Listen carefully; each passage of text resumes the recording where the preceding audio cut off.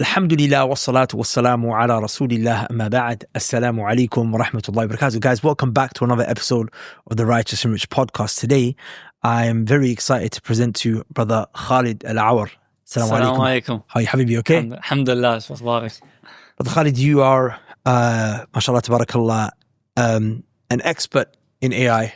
I consider you from today a thought leader in the artificial intelligence space, especially for those that are Muslims, those that are living in this region.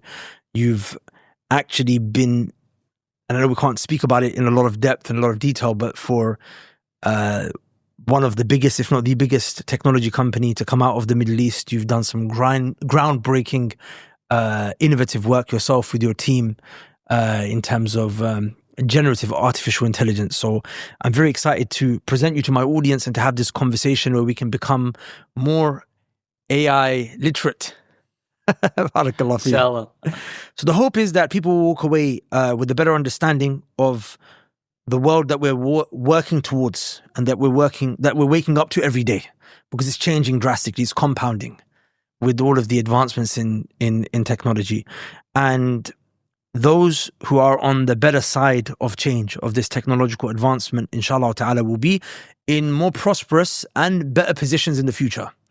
So I want people to walk away with a better understanding of exactly what the future looks like, the good and the bad, and at the same time, an idea of how they can start using AI in their businesses, in their lives, and also how they can get involved in AI as a career, which is something that you're helping people with as well. My first question to you is, we are currently here in Dubai, in the UAE. 15 years from now, the year is 2040. How has AI changed the landscape of the Dubai that we can see today? How are things different? Interesting question. First of all, thank you for this hospitality, and I'm here as a guest to you. Of course, limiting down what AI has done specifically and being exhaustive might be a difficult endeavor, but AI is democratized, and it plays a role in every single part of the value chain. And sometimes you see it, sometimes you don't see it, and it works in the background for your benefit. And all that you get and take is a better experience. Mm-hmm. So if you like to fly in through the Dubai airport, for example, mm-hmm. Airlines, they do implement AI just to find better scheduling opportunities with mm-hmm. airports. And then you have that efficiency just going higher. Mm-hmm. Another aspect is it's being implemented in all steps, throughout your life. So for example, transport, how would that be different? For transport, you mean right now or in the future? In the future. In the future. I know we see a lot of investments that are happening in self-driving, mm-hmm. That are also happening in better transport, better public transport. Mm-hmm. Those better public transport can just excel in getting people around with less and less traffic. Mm-hmm. We can see that the population of the UAE is increasing mm-hmm. By a lot. Maybe you've also faced those yes. Traffic issues. But AI do help to solve that. There are technologies that are being implemented. We see technologies like self-driving cars and then flying taxis. And these technologies, although we are not determined when they will be there exactly, but we know that they will be implemented just because they are better. And we know that we believe in those mm-hmm. technologies. In fact, they already exist, right? There are autonomous flying taxis. There's a company I saw in America right now. But I think the issue is just the mass production, as we spoke about earlier, is probably going to take some time because of how much these things might cost to make. That's what's shocking to me, is that a lot of these things are already, these technologies already exist. It just hasn't been popularized yet. Yes, exactly. So, two things. One of them is regulation with regards to people's safety, and that needs to go through just rigorous testing. The other thing is, again, the cost of production. Once the cost of production becomes low, and it can only become low once you scale that production to very large amounts. So the cost per unit goes down. And that's we're going to see it take effect into our daily lives in the future. So when it comes to technological advancements, it follows a pattern. So if we ask 20 years ago, do we think the internet is going to take a huge part of our future? Well, the answer is yes, we believe in it, but we don't know when exactly it's going to be in place. Like we say about any other technological advancement, like electric cars. That might be something just more familiar right now.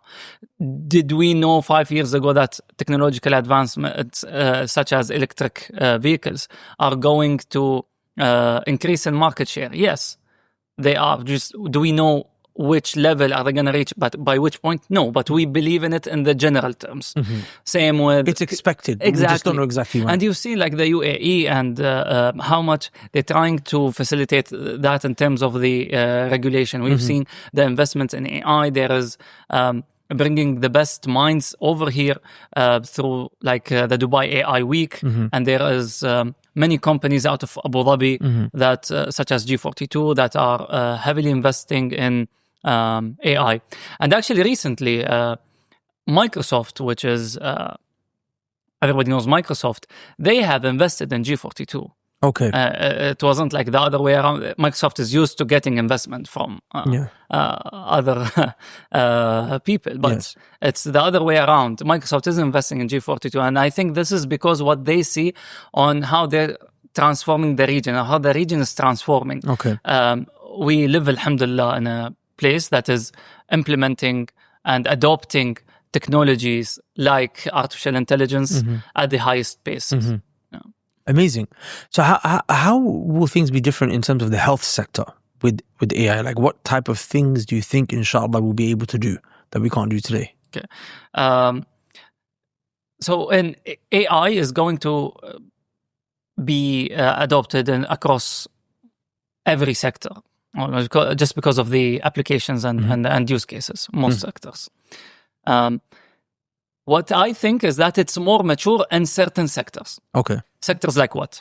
Like law, like especially if we talk about the new advancements in AI, which was generative AI, law, healthcare, okay, and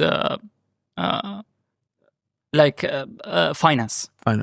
and trading. So trading. Just to take things step by step, because I want to make sure everyone's following. So what is generative AI and how is it different to AI? Okay. Let's take a look at what's the difference like on AI versus generative AI. Generative AI is going to create, to make it easier, it's not an official definition, it creates an output which we humans would value, and we would tell it what output it would be. And the easiest example for this that I think everybody has used is ChatGPT. Okay. It's going to generate. What's it going to generate? It's going to generate language. Okay. In the form of text. Okay. So it's going to generate. Can it generate images? Yes. There are generative AI that generate images. There are generative AI that generates videos and some of the different other modalities. And AI? And AI, it can be very categorical. So, for example, classification AI problem is a machine learning problem is simple. Like you show it a picture, is this appropriate or not? Is this... So linear logical things is AI. Yes. But things where it actually generates outcomes, that's generative AI. And that could be language, that could be images and whatnot and so on. Okay. Exactly. And you're saying that these advances in generative AI have impacted law, finance and health a lot more than maybe other sectors. They're more mature terms of the literature that has been written for it and the experiences that are there. So let's give an example about AI that's not generative. So forecasting financial trends. Yeah. We call that those time series, anything that follows like a line graph. Yeah. With many transactional data is like sales forecasts, and then seasonalities in terms of views. You work in the marketing sphere, so analyzing those marketing analytics. These and then AI can follow among other things, such as if you talk about generalistic, we can say about computer vision, which is the ability of AI to understand a vision, to see something. These are all used together hand in hand to kind of reach outcomes that depends on the industry and use case. Amazing. So those who make use of this AI technology in the coming years, how, like, let's just say business owners, or talking about businesses who incorporate AI into their business activity, or they use AI to better solve solutions for their customers or clients, whatever have you, and those that don't, how drastic will the difference between the success of these two be in the future? So the uncomparable. Uncomparable. There is a famous quote by the CEO of NVIDIA, which is the biggest manufacturing of AI chips in the world. And that CEO says, Jensen Huang says, AI won't replace you. You would be replaced by the person that uses AI. Yeah.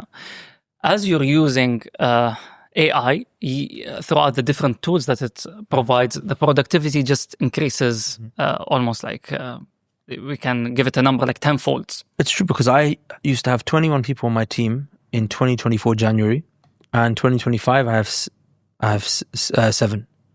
And to be honest, even that might be too much, because these 7 are able to do maybe what 50 couldn't do for me last year, but with AI. This is the point exactly. Yeah. I'll tell you a story about myself. So I've been a coder for a long time. I program using coding languages, create software, do data analysis, build AI applications. And how did I shift? I shifted a lot in my methods of working. I used to write the code from scratch every time. And right now, I would have a conversation with an AI to support me to write the code. I won't be writing the code myself. It's more like I will be speaking in English, natural language. We call it natural language in English, with the AI, describe what I want to do, and instruct it, and it will actually write the code. This is with ChatGPT? Yeah. ChatGPT works on the back end, yes. Yeah. There are other examples. This Replit I heard about recently. Replit, yeah. So how does that work? You can build whole softwares in a matter of minutes? Yes. How does it work? Yeah. You just describe what you want to do in plain English. I want to create an app that is similar to like Airbnb. It's going to be a platform. You're going to have like users and suppliers or hosts. And it actually is going to code that, because... even the front end, like the UX and the UI? Especially the front end. So it creates the user experience for you as well? Yes. That's it. So then that's okay. Yeah. The new technologies that are there, because... So, for example, like Google has these great engineers that are like geniuses that are able to solve these problems. This Replit can do what they... See, it cannot completely replace the highest levels of expertise. Yet. Yeah, yet. Okay. It can replace a junior one. Actually do a better. Because what happens, me as a senior, it's like I have a team of AI or AI agents where I can instruct them to do something. And my role would be to guide, instruct, redirect, And with that power comes a huge potential for gains. But you know what I want to emphasize here? There are a lot of questions like, do we still need to learn about technology, or should we still learn things, or should we let just AI do stuff? And are we going through a massive unemployment wave or not? I actually have an optimistic view about it. Which is the more something is easier, and more efficient, the more we will create. And this has also been said by some thought leaders, to the sense that if you have a company, today, Imran, you have a company, mashallah, and you have a lot of things that you want to create, a lot of ideas that you want to actually implement. If you can create that easier and cheaper, then you would go ahead and create those. Yes, absolutely. You won't be saying, listen, it's easier to create things.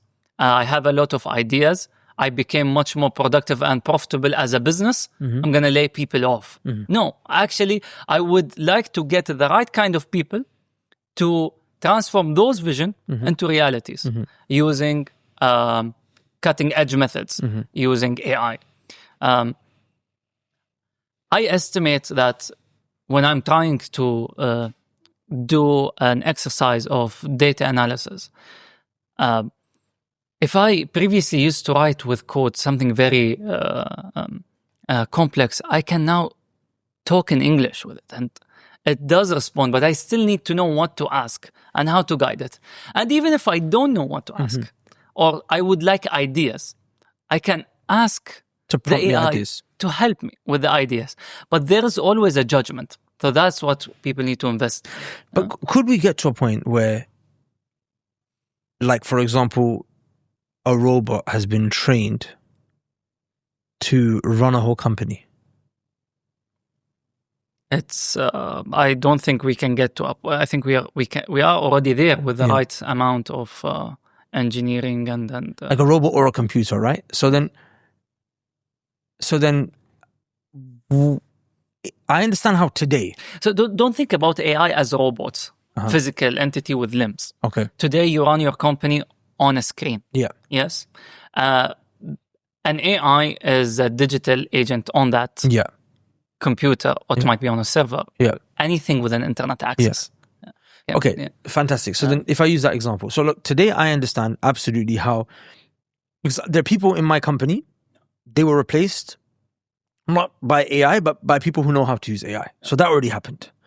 But I can see with the technology advancing so much, and the fact that we have agents now that can go and act autonomously and execute jobs, that it would get to a point where it would maybe even render the human being useless. Such that, what if that agent could now do my job as a CEO? There are agents that can act very similarly to a CEO. So then what would be my input? Like, what would be my involvement in that business if I have got an AI to basically do my job for me? So it still hasn't reached that level. If it was to. It still needs like oversight, guidance, redirection. If it reached that stage, then all the better. That's a world of abundance that we're going to reach to. You're right. So I'm just making money and I can just relax, go to the masjid, read. It's a good time for people that have capital, that own a business. People that are trading their time for money. You get to start moving. You don't need more contacts. You need the right contacts. One brother was running a fast food franchise in the UK. When he joined our network, in 15 minutes, we connected him to the CEO of one of the biggest halal food chains in the country for mentorship. Another brother wanted elite AI mentorship for his son. Within 3 minutes, he was speaking with a consultant trusted by the region's top companies. This is not a Rolodex that you can buy, akhi. These are connections you only get when you're inside the cave. And if you're a 7 to 9 figure Muslim entrepreneur or top level corporate executive or an investor, you can click the link below to apply to join. So what do you think that human beings would do then? What would we, it would be inshallah in the masjid. That's good. That's one thing. Yeah, More time for salah and Quran. But what else do you think we would do then? Like where would people find fulfillment, or how would they use their time? You will use your time on the things that are not mundane. You will use your time. So today you're a CEO. You want to find ways to increase revenue, increase your revenue streams. Instead of you spending 2 months on it, you might reach a solution by 1 week. By 1 week. Yeah. You would still have AI incorporated in the different pillars in your business. But instead of you working 10 hours a day, Maybe half an hour. you work like 2 hours. 2 hours. 1 hour. Yeah.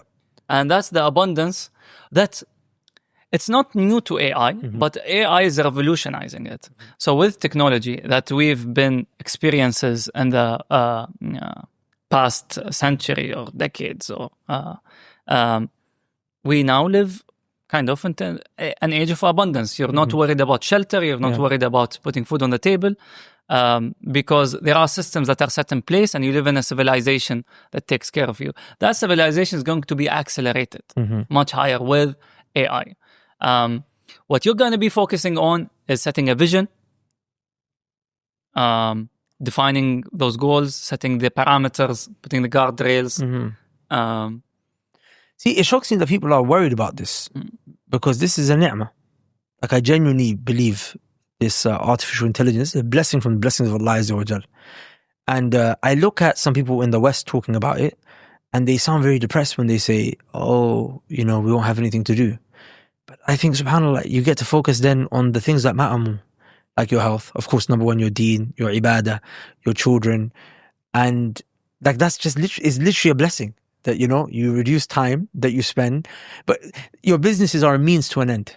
It's not the end. It's not the outcome. It's not the ghaya, so wasila. It's use it to get to an outcome. We should be free from an existential crisis before. Yeah.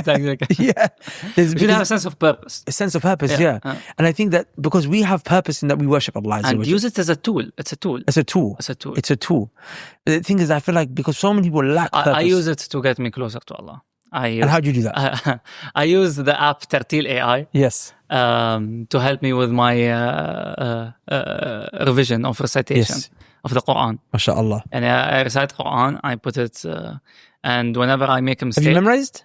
Yeah, soon, inshallah. MashaAllah. So you're doing your hifth. Alhamdulillah. Yeah. And AI is making it easier for you. Make it easier. Autonomous ustad. Allahu Akbar.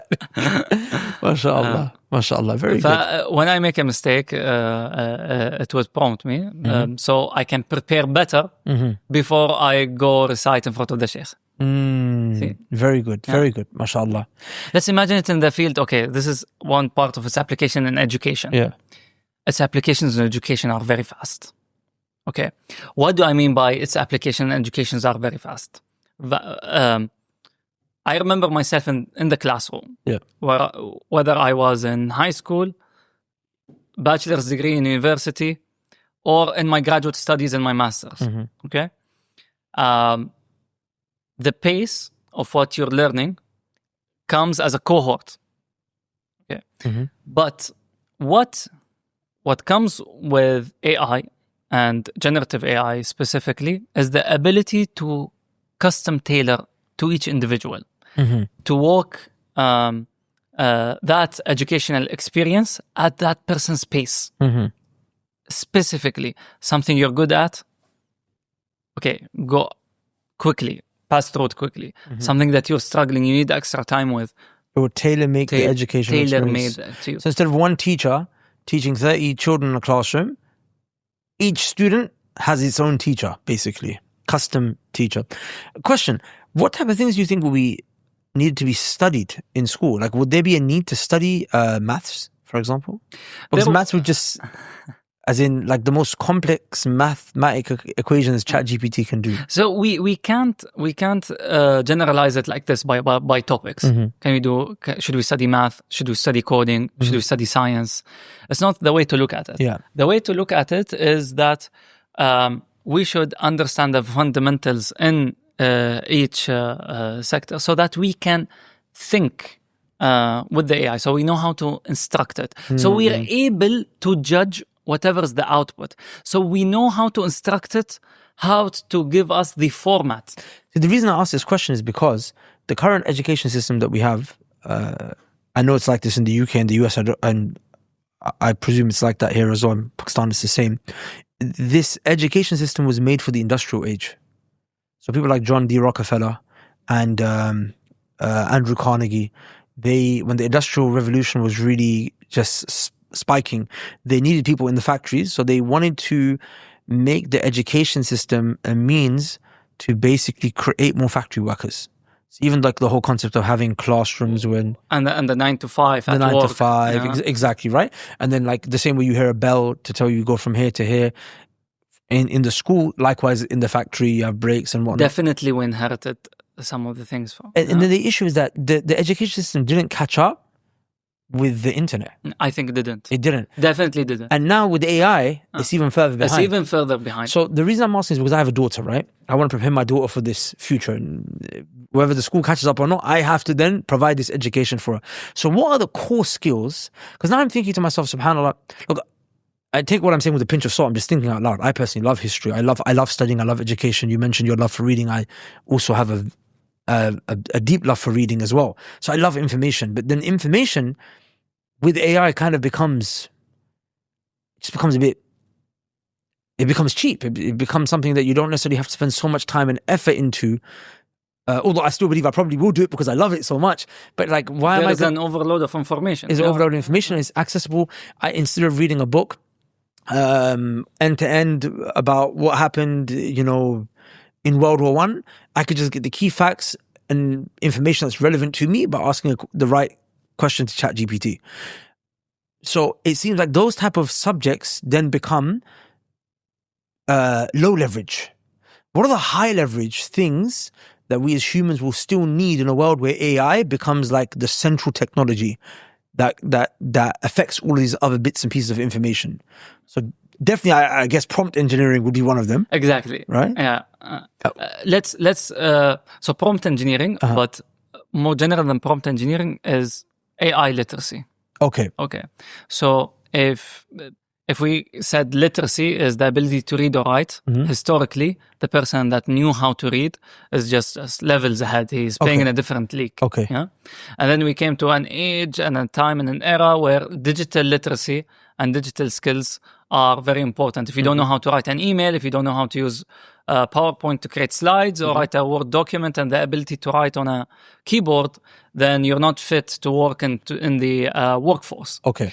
We're going to go into an age where if you don't have AI literacy, which is the ability to use AI tools toward your goals to generate output and be productive, then you're not fit into the workforce.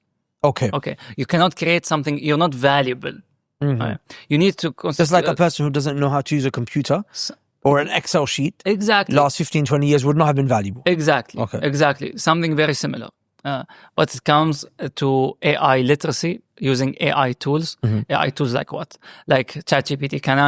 Can it help me define, write reports, create a plan?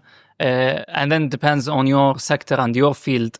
Can you use AI to support you? So if I today wanted to become more AI literate and I wanted my team to become more AI literate, where would we go? How would we learn this stuff? Are there courses that exist? Do I have to hire a consultant?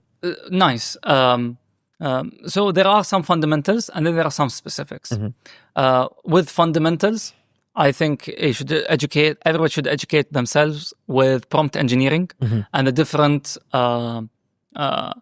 techniques of prompt engineering. Okay. Such as like a chain of thoughts.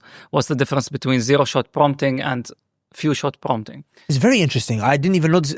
Explain this, please. There are techniques. Okay. So just because of the architecture on how this generative AI are built, like ChatGPT. ChatGPT here is just an example of any of the large language models that exist. We can say Gemini, Claude, whatever. The list continues, but we're using the most popular one.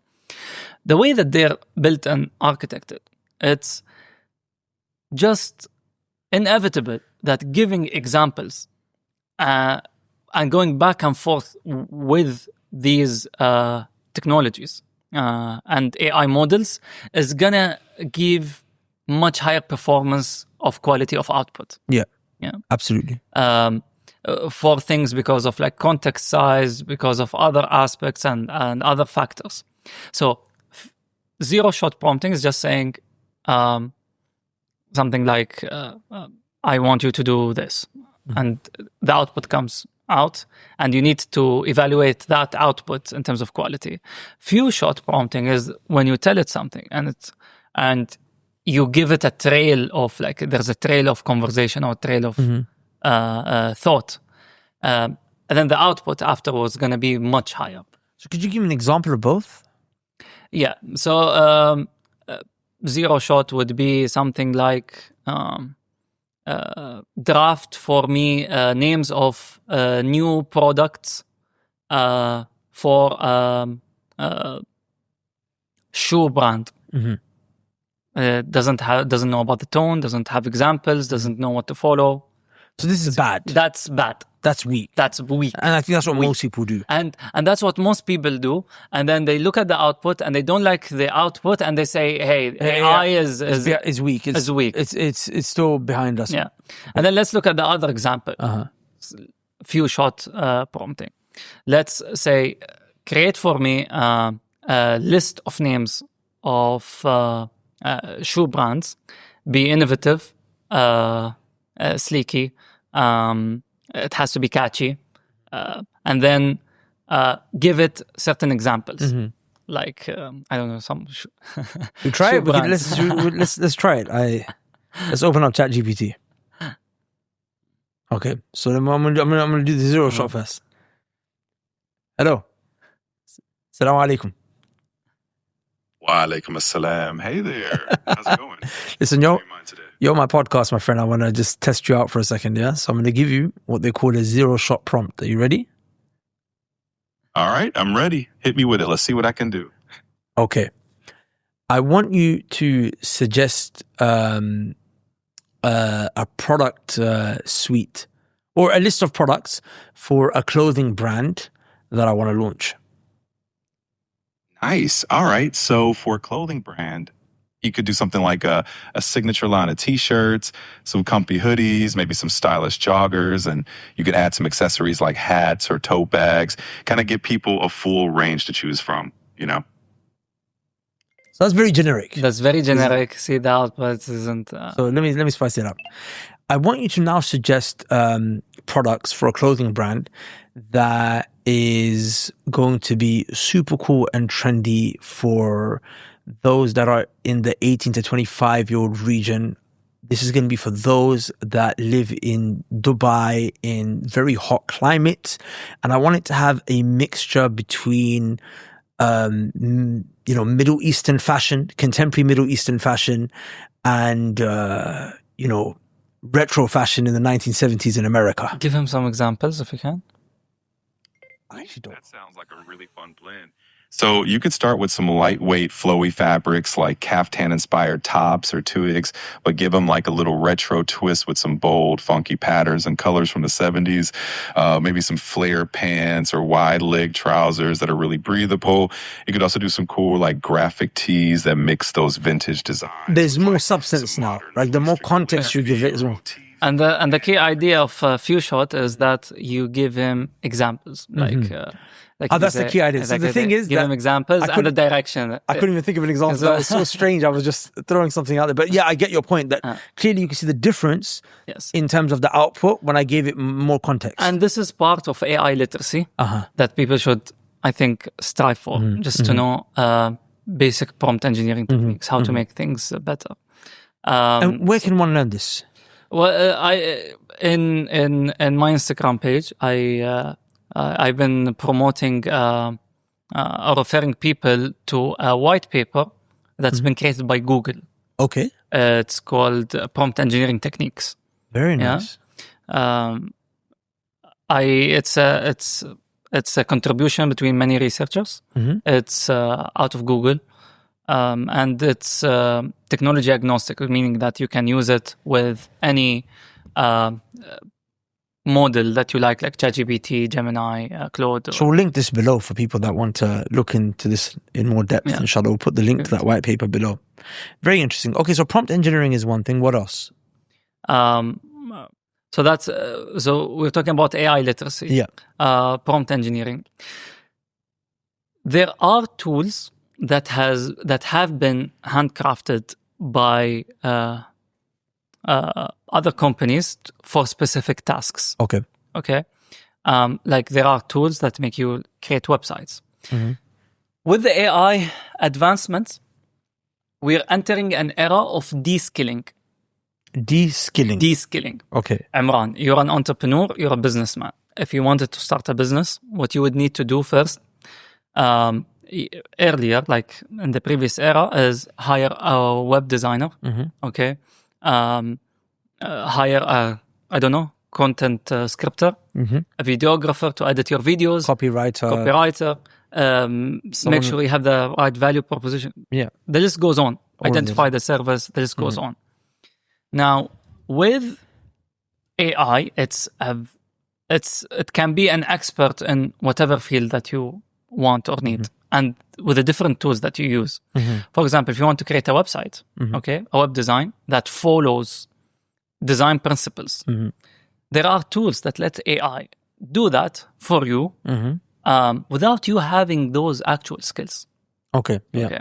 So the middle layer of skills, the higher level of skills still exist. A very dedicated website designer still going to outperform the AI. Yeah. But the middle layer is taken out and the low layer. Yeah. You would be able to use AI to generate a website which is professional, that 5 years ago you would have needed to pay a mid-level web designer to create it for you, but you're able to create it right now.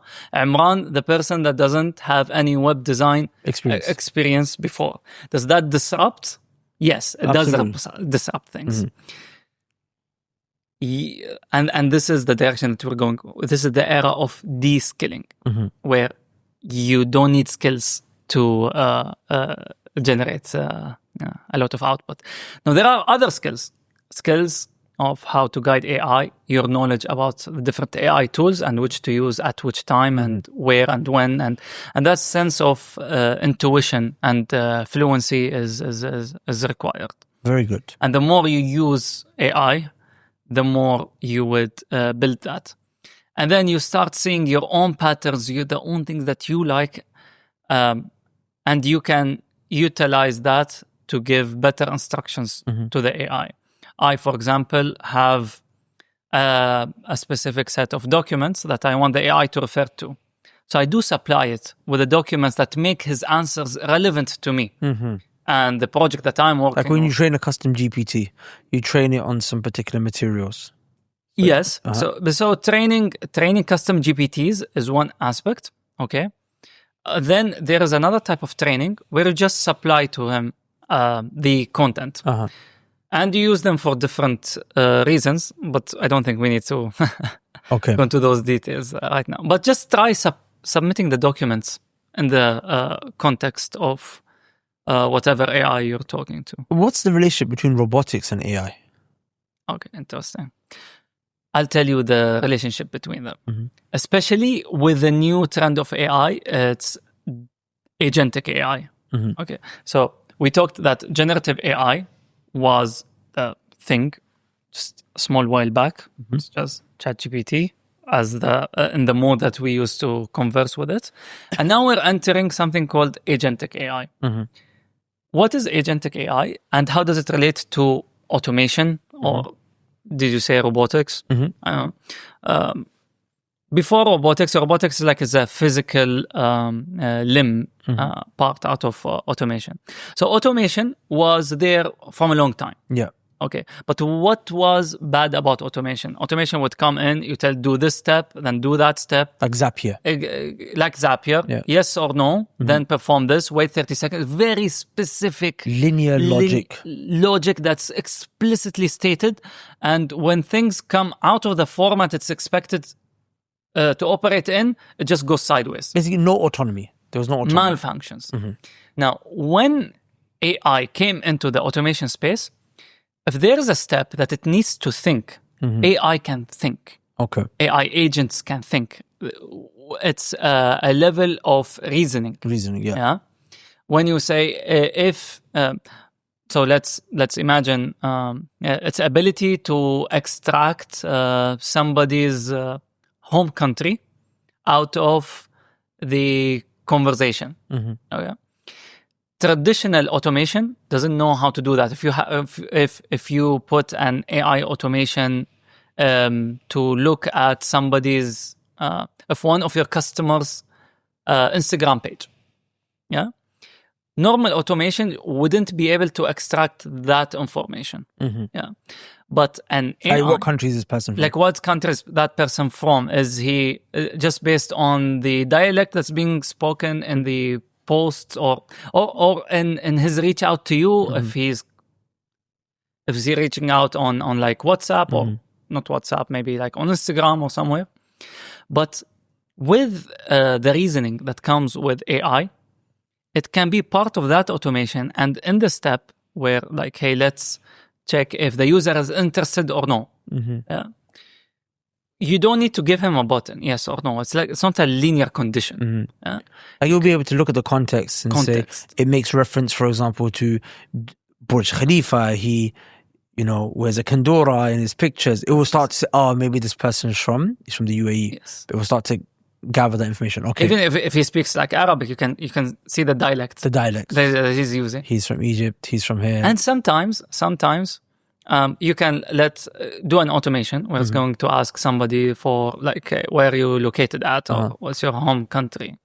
And an automation would only work if that person responds UAE. Yeah. Like if he wrote I am from the Emirates, it won't be able to put like Emirates, even the I'm from, like, So, but what if he says, it's very interesting. I think here in the summer, I live in the UAE, but in the summer, I'm right now traveling in Europe. It will get confused. It won't.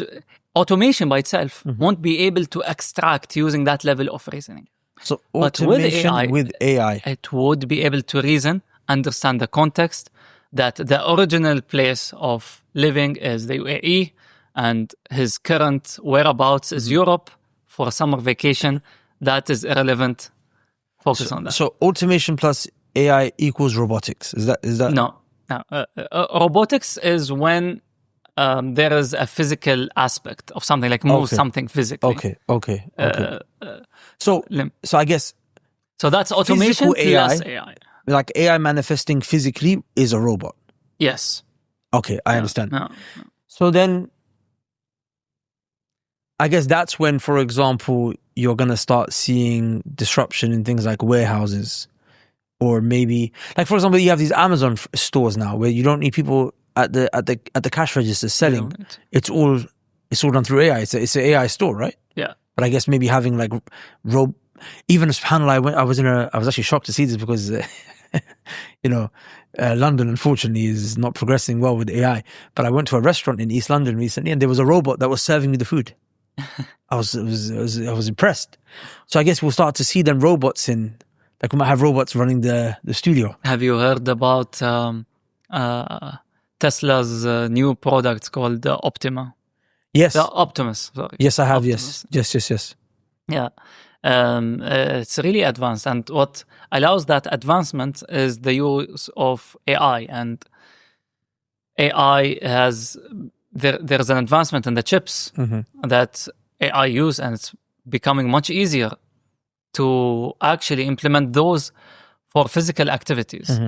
And yeah, it's and the data that's being acquired, and it's all an ecosystem, and it's driving in a huge explosion of advancements.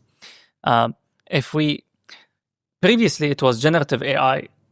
When we first heard about ChatGPT and people started using it, that was something huge. And today we have AI agents, agentic AI, that act on behalf. So ChatGPT and generative AI, they just create that content. So you'll talk to it in text, it's going to respond in text. And then when the next phase or wave of AI came, when it was able to reason, think, like its predecessor ChatGPT, but now it's able to act. And that's the agency that it has to act. And the future comes with physical AI. Right now, AI is limited through the digital sphere. Okay. It cannot communicate with us physically. Okay. It can't do... so how far are we from between now, where it communicates with us digitally and physically? So it's very hard to speculate, but it is up and running. Like we're seeing huge advancements, such as Tesla's Optimus. We've all seen, I think, the advertisements. They're there on YouTube. You can see. I've seen them. It actually operates as a human that can do physical stuff. Yeah, and it's for you at home. And I think their goal is that they're trying to make it so it's able to thread. It's able to sew with the needle.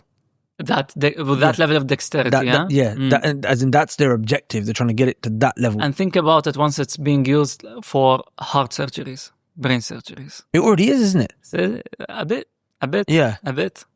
But it's very hard with all the regulation and... with everything, yeah. But that's its due course. It needs to go through that regulation for it to be... verified before it comes safe. out. But you know what Elon Musk's prediction is that the number of robots are going to be much more than the number of humans once they're widely adopted in the next decades. Interesting. You know, this might be a bit of a strange topic, but it did concern me when I heard it. So once these robots start becoming more human, and then with AI, they'll be able to behave in a way that's, without the human deficiencies. Right? Like, you have friends and they might annoy you. Definitely. Like. But then what will happen? So then would people start making friends with the robots? I heard someone say maybe people will fall in love with the robots. Like a man will fall in love with the robot. I've also heard that one of the biggest users of conversational AI is companionship. Really? Yeah. So as in people are... As in building relationships? Yeah, like they're talking it like for friendship and like friendships. But then this I don't even say thank you to it sometimes. Yeah. Just to maintain the human-robot relationship. And sometimes I ask her, how are you doing today? Like, can I ask you something, please, if you have time? Sometimes I become very... I feel rude when I don't say thank you. I feel rude if I don't say please. Have you heard that it's costing them a lot, saying thank you to go to the servers and for the AI to compute? Oh, really? Oh, okay. So they would prefer us to not say thank you. But then I'm just wondering, like, what a world like that would look like. Like, what would we do? Like, for example, let's just imagine, like, for example, sometimes, and this might be awkward, but these are like real life conversations to have. Sometimes people struggle to get married, for example. There's like sometimes cultural barriers, financial barriers. It's not easy. But then a man sees a robot. Of course, not appropriate. He shouldn't. But how would people function in that day and age where this robot looks like a woman and it behaves? And it's more appealing. And it behaves without all of the issues a man might have with his wife. For example, the hormonal imbalances don't exist. This has become big fitna. Big fitna. I think those days are maybe the days of Dajjal.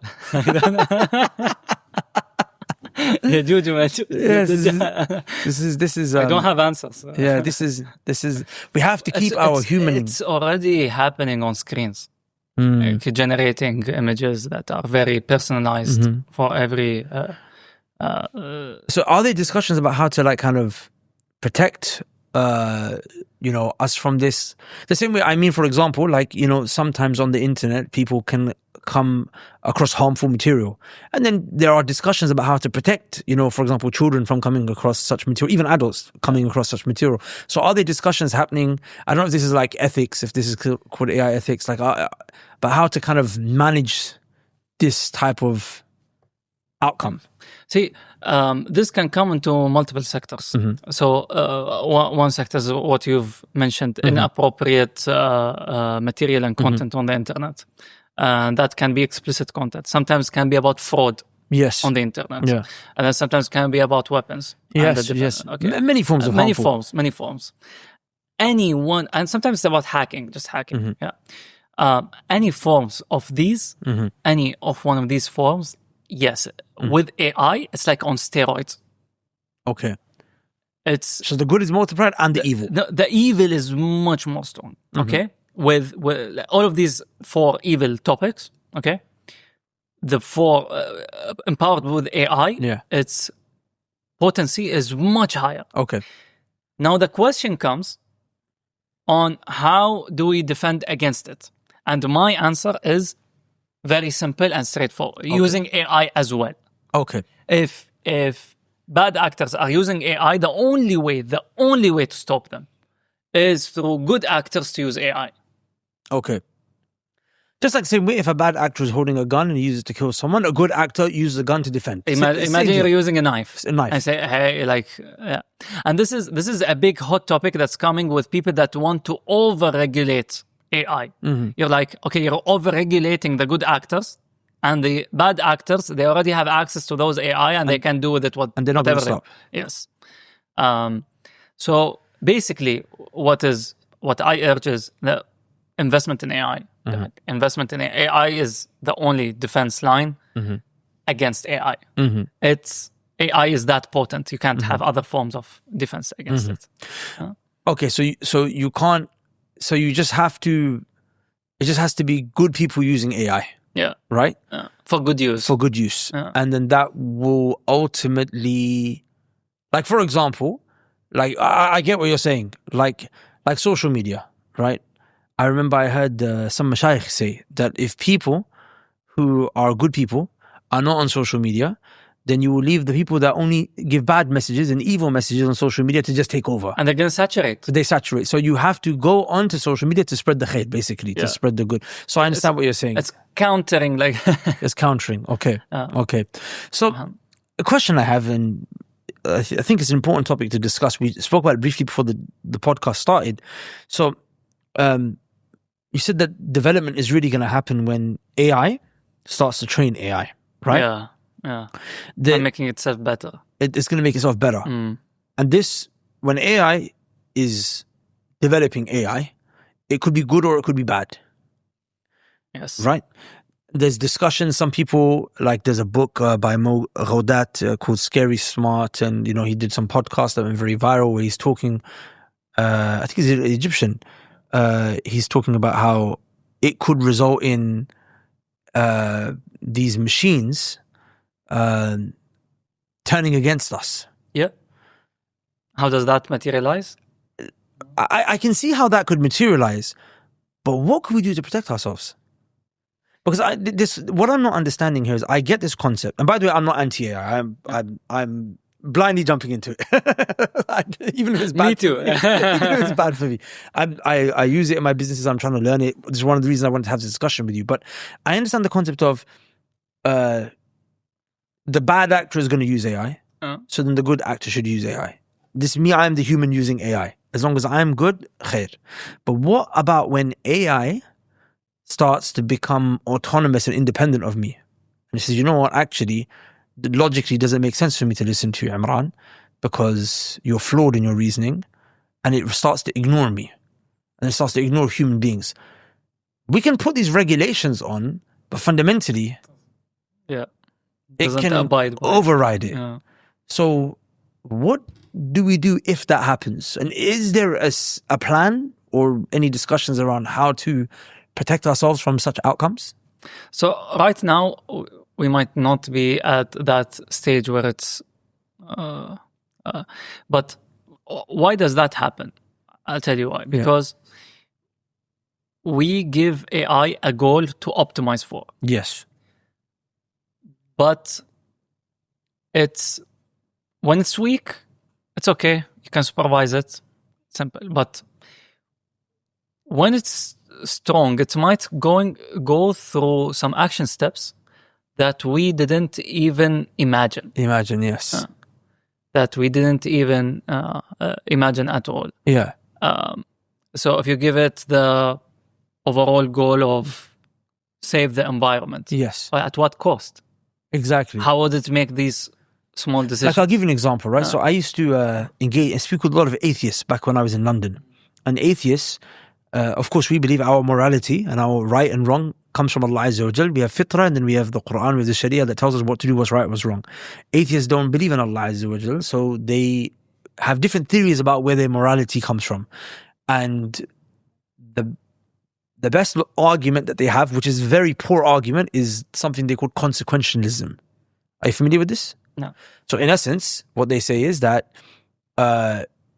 we look at the outcomes, the consequences of certain actions. If the consequences are good, then that action must be good. If the consequences are bad, then that action must be bad. For example, they say you cannot say in and within itself that killing someone is bad, right?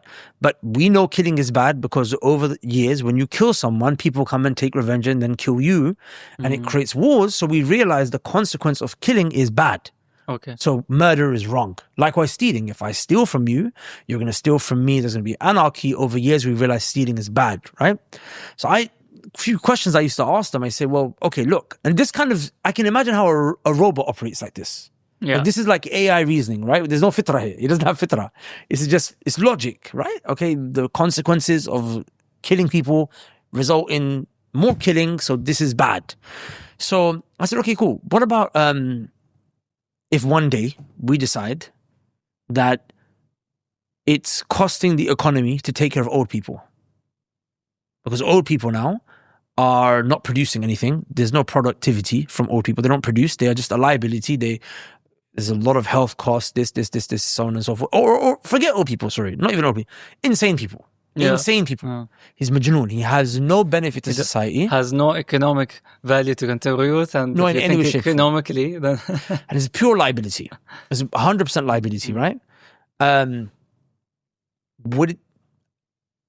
Would you then say, and it's conceivable, that just terminate these people's lives because it's better for the economy? Okay. So what if an AI starts to come to these type of conclusions? It definitely would, because once you set these goals Yeah. to them, and if you Like don't optimize the economy, and it starts yes, and killing if you, people. and like don't put the proper guardrails or Yeah. thought processes in it. That's what people are afraid of with AI. Not people like the general mass. I'm talking about experts, very prominent thought leaders. Because initially how AI operates is that you give it a goal and it tries to optimize to that goal. For example, if you give it a goal to increase sales for a product, yeah, but like, what means? Like, fine, I'll get people... should I create false advertisements? It does drive up sales. So should I learn that this is a good action or bad action? Yeah. And then what constitutes a false advertisement or misguiding? And it comes to many other questions. But initially, if it's given a goal to increase the sales or consumerism of a certain product, then it's going to go for that. Let's say through the topics of e-commerce. And it's going to try to generate eyeballs, just get eyeballs. How much eyeballs should it get? What if it can get great eyeballs? And what if the way to get people's attention becomes immoral? Yeah. What if it's taking them out of their normal life? Like, we already see people addicted. Yeah. To social media. Yeah. Okay. People are addicted to social media because it's been designed in a way to hijack the dopamine circuits in our brains. With AI, it could just... And with AI and the advancement in AI, it can figure out that specific dose exactly For you. And which content to show you at which times exactly. You're hooked. You're hooked. And this is a chemical right now. And this is where it doesn't have those, like, where does it stop? I don't know. I don't know is the answer. Yeah, I don't know. I just had a thought, subhanAllah. I think maybe because, the most logical thing is our Sharia and the concept of, whenever I used to speak with the non-Muslims, they would say, why is it, for example, in Islam, alcohol is haram? Like, why can we not drink alcohol? And I would say, we have something called maqas Sharia. Sharia comes to protect certain things. It comes to protect your religion, your life, your wealth, your mind, and your honor. Do you agree? And they would always say, yes, I agree. I say, okay, cool. So then does alcohol harm your mind? So of course, absolutely. So this is why it's haram. So anything that harms your mind, backbiting. Why is it that your slander is such a big thing in our religion? Because it harms your honor. Do you accept? Yes. Okay, then the best way to protect your honor is to not backbite, not slander, not to do zina and things like this and so on and so forth. Riba, does it create more poverty, or does it or does it just make wealth for some and make others poor? Absolutely, it's harmful with so on and so forth. So every time I took things back to these maqas sharia, they always agreed, every time, 100%, that Islam is the most logical. So maybe these models need to be trained on maqas sharia, and that will give it morality. Maybe, I don't know. It will start to think. Well, since you opened it up, yani from my small reads on sharia, I've seen great thought processes and systems set by the early scholars. ما شاء الله. يعني في أصول الفقه. Oh my God. Yeah, that's what I was just to say. يا الله. So teach أصول الفقه, مقاس شريعة, مصالح المفاسد. الحديث. يا الله, علم المصطلح. These, like, how do you prove something is documented well or not? There are systems. It's so rigorous. Shows the mind. How did this come? There are a lot of effort. A lot. جزاهم الله خير. الله يرحمهم يا رب. Ameen. The last, maybe negative thing I want to mention, and then we'll end on something positive, inshallah, is a genuine concern that comes to my mind, is that we live in a day and age where there's a lot of conflict, right? May Allah protect us and keep us safe. Ameen. And people are using, for example, AI technology to suit their needs. Does like that threat increase for us, and how? Which threat? The threat of harm through maybe like weapons technology, and how do we stay safe?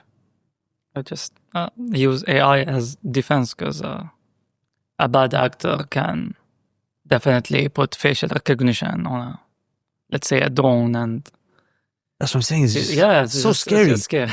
So scary. Something commercially available, and it's scary.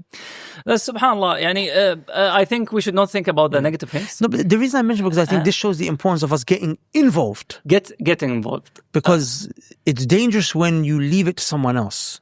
Yeah. Especially that it's like democratized. Anybody can use it. It's easily accessed. But I think we should develop our skills and building skills that are valuable. That's going to, in the end, I don't like to think pessimistically about the negative trends that are going to happen, but rather on the positive things and what you can focus on your daily life. Yeah. So for myself, I'm still learning about AI, still learning about data. I got into the field by trying to improve myself. Even at that time, there were some, like if you come 5 to 10 years ago, there was some hypes. But we understand that this hype is real. This hype is something we need to invest in. It's not going away. It's not going to go away. It's exponentially just increasing. It's exponentially increasing. So investing in skills that are valuable are super important. And that is something that I also wanted to share with the world. I wanted to specify how you can get someone that, if you are unskilled, if you're just smart, if you don't have something that you can give of value, then you're easily replaceable. What is the definition of something valuable? The answer can be with multiple definitions, but I'll say one. I'll say just one. Can you, this is a definition by Cal Newport. Okay, the author that I Deep and work. you both like. Is this activity or skill easily replicable by a bright college graduate for months in training? Month like 12 to 24, 5, 30, doesn't matter. Like, the more it is, the more that you have a moat, the better. Else you'll be replaceable, especially in the AI age. So if you want to, like, with the explosion of data There's a lot of data, and it wasn't there before. Like it just wasn't there. Because data is knowledge, isn't it? I guess Data is knowledge. It wasn't captured, Imran, it wasn't captured. Like the more, like you used to watch YouTube, okay? They did, for example, let's say in the beginning, they didn't used to record how long did you watch, where did you skip, where did you continue watching. Now they even track which part of the video was most replayed. Exactly. And then if you sell something online, like there are many companies, if you go to healthcare, if you go to any other place, the number of customers that visit, everything is being recorded. So there's an explosion of data. And that allows for a big opportunity in data and AI. And that's what I identified many years ago. And I dedicated myself into this field. MashaAllah. Where I was able to learn the skills. Of course, I tried everything. I read books. I went online to study many things. I did a lot of trials and errors, and I understood what works, what doesn't. And I created some projects to showcase my skills and to be able to, of course, to market myself. I entered the field. I worked in one of the most prominent companies called Talabat. I joined when it was almost 13 people in the data and AI team. And right now it's more than 130 or more than 120. That's big. Was able to look at the ups and downs, see the different organizations that are there. I worked into many activities, data science, that I did data analysis, data engineering, AI, product building, a lot of things, visualizing dashboards, a lot of things all together, dealing with the stakeholders, identifying what are the problems, where are the opportunities to find. All of this constitutes learnings that are not easily replicable. And this is the investment that you put in yourself that takes you to the next level, especially with this technology trends. It's winner takes all. There are a small subset of skills that are going to have productivity returns much and economic value much higher than a lot of others combined together. And with that is what I would actually advise the viewers to invest in themselves to see how they can. If after listening to all of this, someone is still thinking, is still a bit complacent, maybe I don't really need to get involved in AI. What's like the last thing that you would say as a motivator for them to take this seriously? I don't know if they're gonna want to start using AI, but if they stop, they will be finished. Okay. It's a very profound thing to say. Brother Khalid, I have to genuinely thank you from my heart that you're, taking out the time to make this content and to educate people, to educate us about this absolutely necessary trend that's changing the world, is going to completely transform the landscape that we know the world to be. And it's very inspirational seeing someone who's understood it at such a level and innovated in it at such a level. And, you're a Muslim role model, mashallah, tabarakallah, from within this region is very inspirational. And it shows that, we don't just have to look to America, for example, or China or other countries that have been progressing with this technology as the leaders. We can be the leaders. Yeah. Look at the adoption here in the UAE. We have very prominent companies. We have large language models that have came out of the UAE. We have Falcon LLM. We have Jace. Companies such as G42. We have tech companies such as Talabat. We in the UAE government, there's a chief AI officer. So that empowerment is there. That awareness is being created with the endorsement of leadership. Of course, there was also an announcement by Sheikh Mohammed bin Rashid, His Highness, that AI is going to be incorporated in the board of directors meeting, in the board meetings to help with decision making and giving advisory. It's phenomenal, right? And just this adoption is absolutely necessary, and it's I see more AI here than I do in England.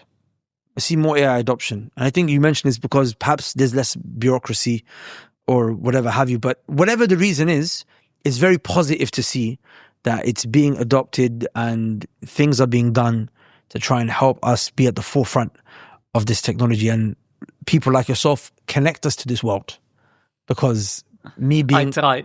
No, and honestly, it's something that's truly honorable. And we hope that Allah gives you support and tawfiq to carry on doing this, inshallah. I know people will be very interested to check out your social media, so we'll put the links below. And I believe you have a training or some type of program that will come out soon. Yes, I help people that want to break into the data and AI field from all levels of experience, and I help coach them based on their current skill set and the positions that they are in their careers, and what is their aspirations for their life. Phenomenal. So if anyone has that motivation, urge to want to learn more and get like a coach, the way you have a coach in the gym, a coach into AI, they can. But I'm not a coach in the gym. I'm a coach like the jiu-jitsu coach.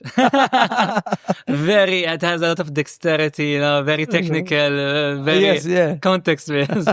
Imagine SubhanAllah doing jiu-jitsu with robots one day. It will help improve your skill. Huh? Oh, that would be a great use case. Very good. Yeah, because I like jiu-jitsu myself. Yeah. I have to say, for a tech guy, you're in shape. Allah barik. Shukran. Usually the tech guys are not, huh? But you're bulking right now. Allah barik. Now Mark Zuckerberg is also doing jiu-jitsu. Elon Musk is doing it as well. And I'm a huge UFC fan. Habib, Islam, Makhachev, and all these MashaAllah. guys, MashaAllah. Well, barakallah fi. Thank you so much for your time. Inshallah, we'll ask everyone to check you out at the link below. Guys, with that said, hope you enjoyed the episode. Subhanakallahumma bihamdik. Ashhadu an la ilaha illa ant. Astaghfiruka wa atubu ilayk. Assalamu alaikum wa rahmatullahi wa barakatuh.